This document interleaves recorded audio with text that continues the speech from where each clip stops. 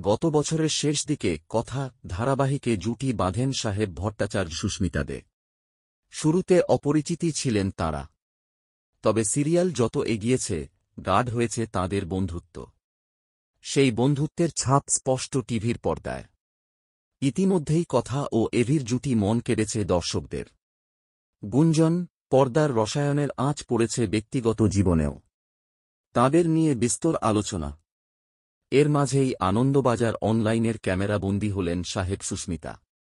সারা দিনের শ্যুট, তবে খুব ঝক্কি পোহাতে দিতে চাননি নায়িকাকে। সেই কারণে অভিনেতার বাড়িতেই নায়িকার সাজসজ্জার জন্য ছেড়ে দেওয়া হল ঘর। প্রথমে গল্ফগ্রিনে, তারপর শহরের এক ক্যাফেতে সাহেব সুস্মিতার টুকরো কোলাজ। ভোরবেলা শ্যুট, সকাল 8:30টায় কল টাইম। এক মুহূর্তে বিলম্ব করেননি সুস্মিতা। ঠিক সময়ে গাড়িতে উঠে পৌঁছে যান অভিনেতার বাড়িতে। তখনও ঘুমোচ্ছেন সাহেব। সুস্মিতা পৌঁছতেই চোখ খুলল তাঁর। শুরু হল সাজসজ্জার পর্ব।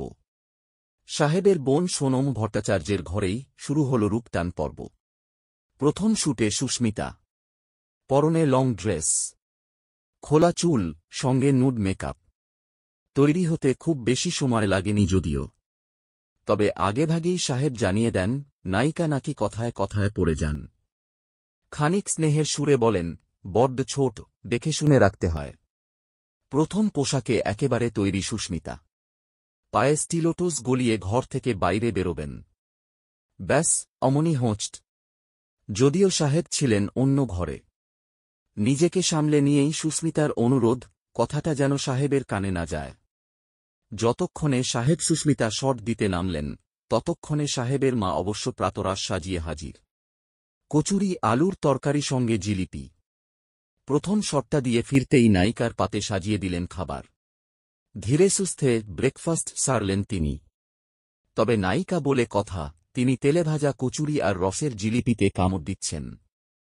সুস্মিতা জানান, ও সব ডায়েট মানেন না, বরং আত্মার তৃপ্তিটাই বড় তাঁর কাছে।